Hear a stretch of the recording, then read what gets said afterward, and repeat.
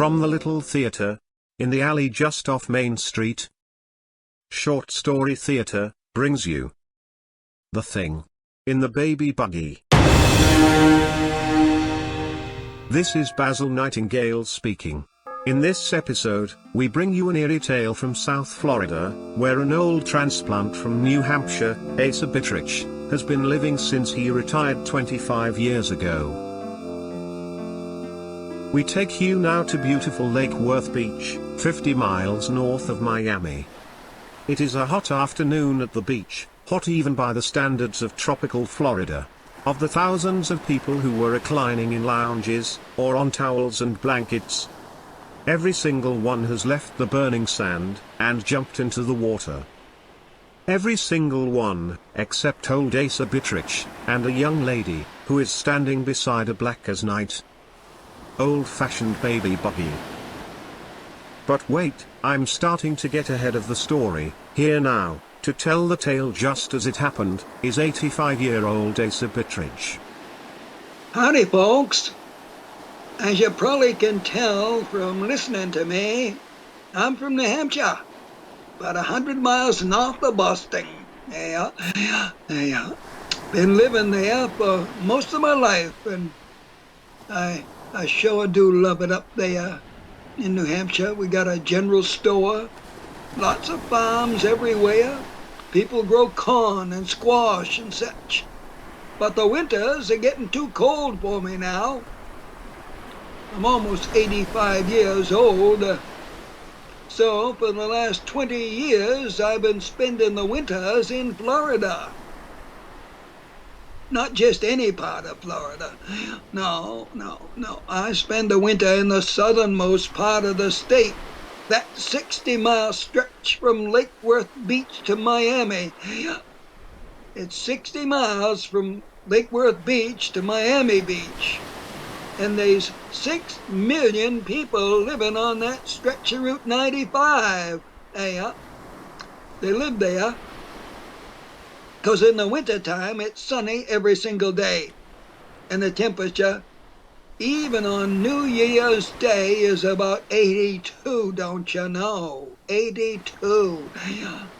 Yeah, so it ain't surprising if you're living in Lake Worth Beach to find a lot of people going to the ocean.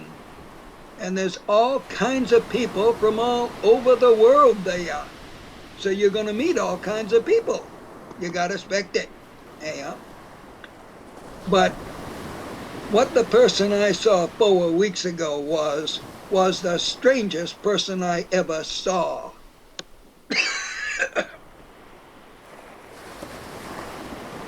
You probably ain't going to believe me, but I don't care if you do. I don't care if you call me crazy. I don't even care if they lock me up in the asylum, because like I said, I'm very near the end of the tunnel, just 4 weeks away from turning 85. And what I read in the paper today tells me I ain't going to be around much longer, so I'll tell you the story right now. 28 days ago, the strangest thing in my long life happened. Now, I like rye whiskey, and I'm going to admit it. At my age, the worst thing that can happen is rye whiskey will kill me, and I can think of many worse ways to go, can't you? But it's not the rye whiskey that made me see what I saw, and it wasn't the effect of sunstroke neither. I was on the beach and I had me a bottle of good old Jim Beam rye. Well, it ain't true. I didn't have a bottle of Jim Beam rye because I had poured the Jim Beam rye into an empty lemonade bottle to hide it, because you ain't supposed to have no alcohol on Lake Worth Beach where I was. I've been drinking rye whiskey since I was a little kid, you know. You can say I came from a bad home if you want, because I guess it's probably true, because on Sundays when the whole family gathered at our house for dinner, the adults gave all the kids a glass full of rye whiskey at Sunday dinner. And all us kids fell asleep after dinner, and that way we were out of the adults' hair for a couple hours. Well, anyways, getting back to the story, I was sitting on the sand at Lake Worth Beach, about a couple 100 feet away from the Lake Worth Casino building at the edge of the sand. It was hot even for the tropics, about 106.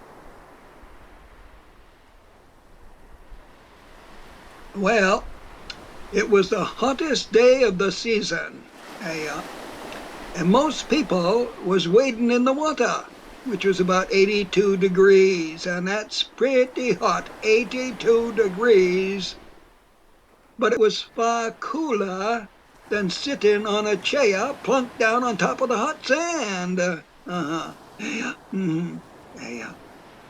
So I looked out at the beautiful blue Atlantic Ocean, and it looked like an overstuffed couch set up on top of a plush white carpet, which was the sand. There wasn't a breath of air stirring around.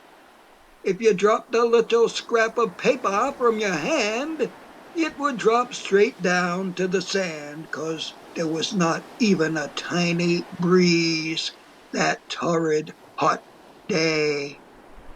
As the afternoon wore on, it got even hotter. It got so hot that almost everybody deserted the sand and was out in the water up to their necks, trying to keep cool. There was so many people in the water that if you look quick like, it seemed that nature had taken a giant paintbrush and painted the ocean a different color, with just a few dots of blue surrounding large splotches of orange and brown. By 2:30 in the afternoon, there was only 2 people on the sand. Everybody else was in the water to escape the heat, don't you know? Only 2 people, nobody else except me, and a pretty young lady, not much more than a girl, really. She was pushing a baby carriage. There was some kind of netting pulled down from the canopy to the back of the carriage. It looked like kind of like a mosquito netting. Seemed like the kid was probably sleeping. I kept looking at the girl because she was looking at the water like she was desperate to get into it, you know? She was wearing a bathing suit, but it was as dry as a bone in Death Valley. I could tell she was a longing to get into that water. I was fixing to help her.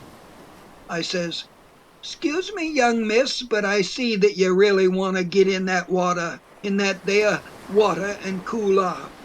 I can watch the baby for you for a while if you want to take a little swim."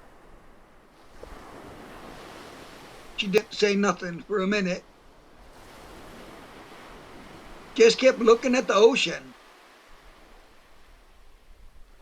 Then she spoke. She says, "Well, I thank you very much, sir, but my mother told me to take good care of, and she broke off for about 15 seconds, didn't say nothing. Till finally she says, "My mother told me to take care of my little brother." I says, "I can watch him for you for a little while. If he wakes up, I'll push the carriage down to the edge of the ocean, and I'll call you, and you can come out of the water before he even knows you've been gone." So she peels back the knitting for a minute and looks at the baby. Its little red face with its eyes closed was lying on the pillow. "Yes, yes," she says. "He's sound asleep and probably won't wake up for at least half-hour. So I will accept your kind offer," she says to me. Then she pushes the carriage a little closer to me, and she runs off like a jackrabbit and dives into the ocean. I watched her jump happily into the water, and then I poured myself a nice little glass of Jim Beam rye whiskey from my lemonade container.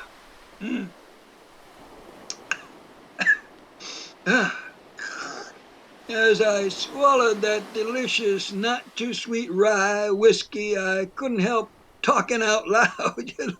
I told myself, there's nothing like a good rye whiskey. If it ain't sweet, it ain't sweet. It ain't sweet like bourbon, and it's. Wait a minute now. And it, oh, where was I? Oh, it ain't sweet like bourbon, and it ain't too strong. It's just about the smoothest drink ever made. I thought that I was alone all this time, babbling away. Thought I was alone except for that sleeping baby, but I was interrupted all of a sudden by a voice that sounded like a key turning in a rusty lock. Excuse me, old pal. I am very, very thirsty. And Jim Beam Rye Whiskey is my favorite drink too. I looked behind me. Then I looked to the right, then I looked to the left, I looked all around. There was nobody there. There was nobody behind my chair. There was not a single soul on the sand except me and that sleeping little baby. Yeah. As I looked around a second time, I once again heard the odd voice. Hey old pal, lift up that stupid mosquito net will you? It's so friggin' hot in here I can't take it. Without thinking about it, I did pull back that mosquito net from the carriage and found myself looking into the wrinkled red face of the baby. As I looked at its shapeless nose and bald little head and that tiny mouth, its eyes opened and it looked right at me. I was looking at a baby, don't you know, and I expected to see a baby looking back at me. But there was something really strange to be seen in that tiny red face, something you cannot imagine. I can say only that it was horrible, terrible, and frightening. I was expecting the smiley stare of an infant, but what I saw was a vicious, knowing leer of a wicked old age. With a start, I jumped backwards. By reflexes alone, my hand shot up and covered my eyes to protect them from a further look at that thing in the body of a baby. The thing in the carriage paid no attention to my fright. He began chatting on.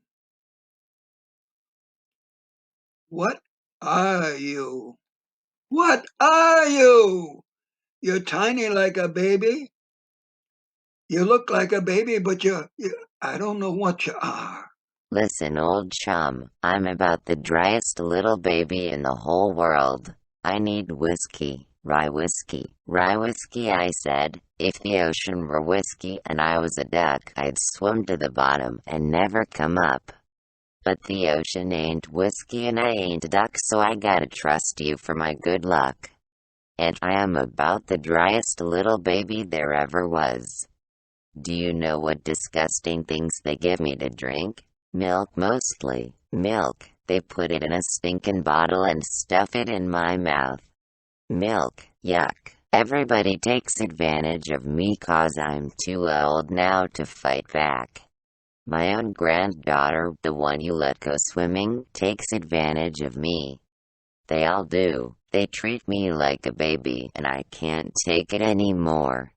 I've only got 4 more weeks to live, and if I have to drink any more stinking milk, I'm gonna wish it was only 4 more days until I die instead of 4 more weeks.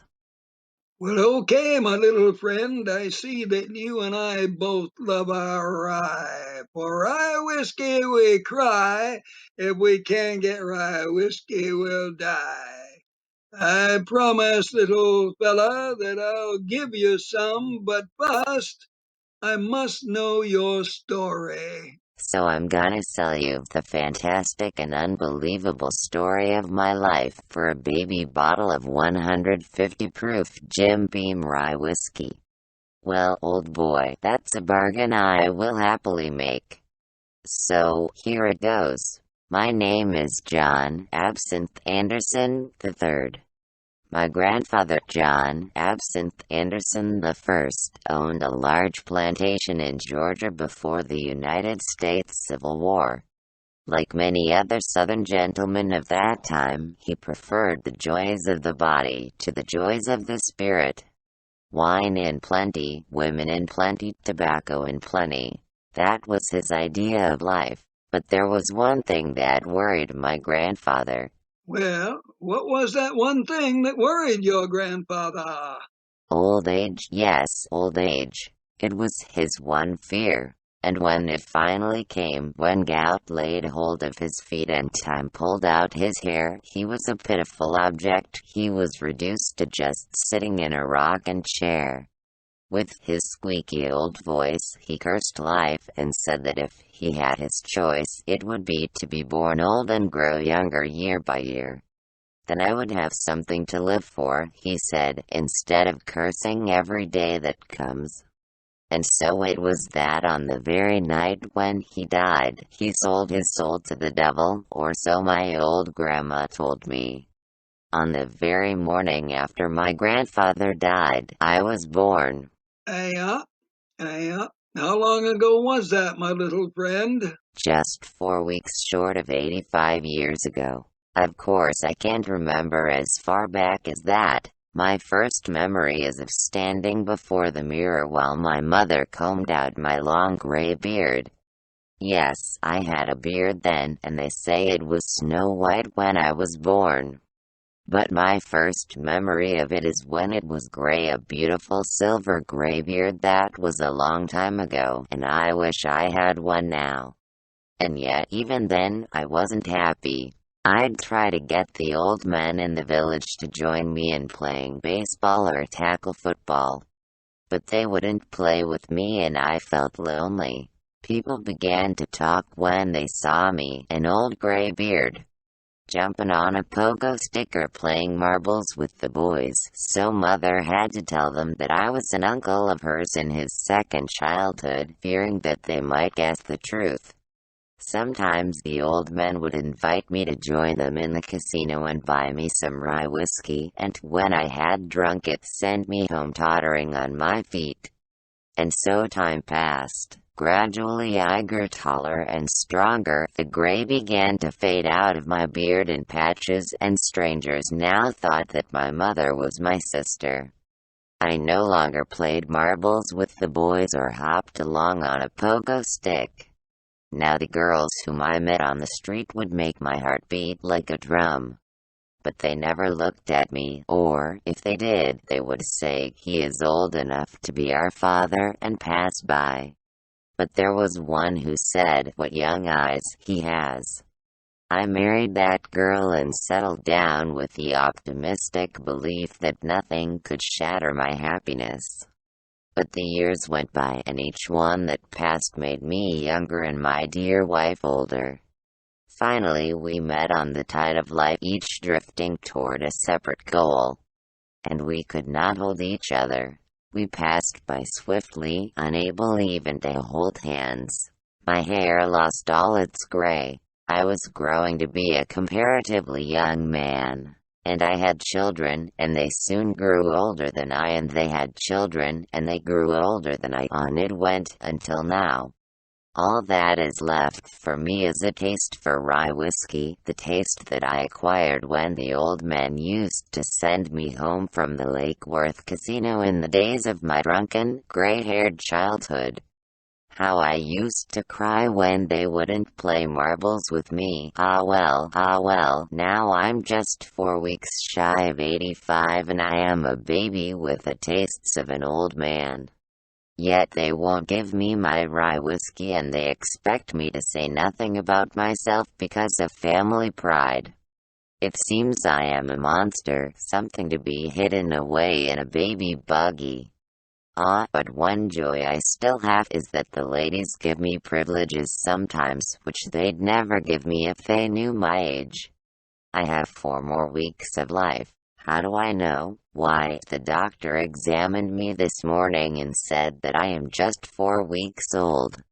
But please give me some rye whiskey, sir. Don't take advantage of me because I am old and helpless. So, after hearing that strange story, I filled up his milk bottle with rye whiskey. He was so weak that I actually had to put the nipple in his mouth. Then his granddaughter came back from her swim. She thanked me very much, and I went back home to the trailer park, where I had a winter rental. Well, it happened. I swear it's true, though I mostly almost don't believe it myself. I never saw that ancient baby again, and I was just starting to forget about it when I read the obituary notices in the paper today. And one name jumped out at me. The headline said, Newborn baby, John Absinthe Anderson III dies of unexplained causes. The death notice confirmed it. It was reported that although the baby seemed healthy and strong, it just suddenly stopped breathing. Burial services will be private. No public funeral is planned. John Absinthe Anderson III. I remembered the name. That baby was the old man baby that I gave the whiskey to, the rye whiskey. He died on the day of his 85th birthday. Died, not of old age, but of young age. Now, as I told you, I'm going to be 85 in just 4 weeks.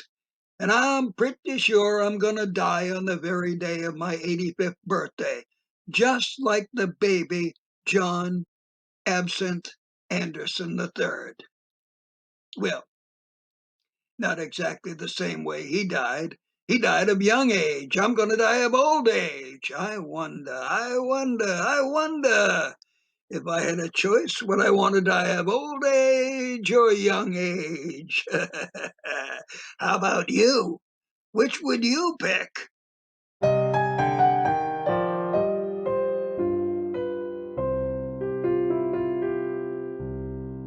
And so closes The Thing in the Baby Buggy, with our producer Bill Russo playing the role of the storyteller as well as the thing in the buggy. Stay with us for a special bonus feature. Here's Bill.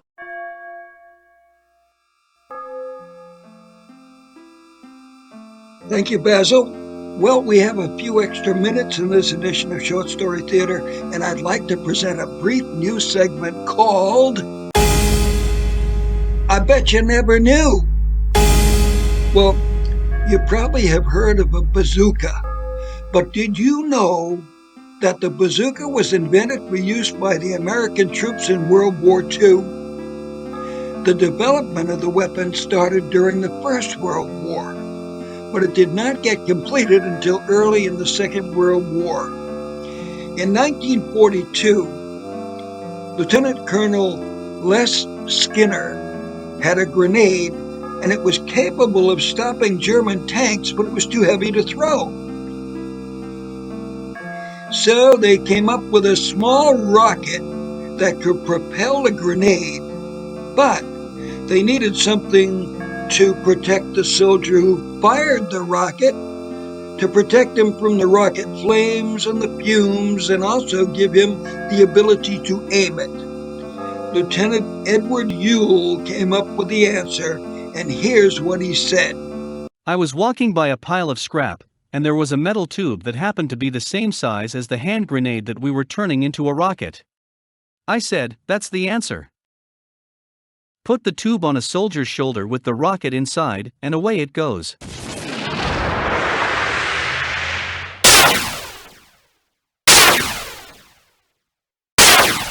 So now they had a weapon, but it did not have a name. Well, it had a long Army name. In Army talk, it was a man-portable recoilless anti-tank rocket launcher weapon, or for short, MPRATRLW. But somebody had a better idea. They were listening to a radio program with a comic named Bob Burns. Bob Burns had invented a kind of a trombone using a funnel, a metal funnel, and 2 pipes from a gas stove. So here's what this crazy instrument sounded like. This is from an actual radio broadcast.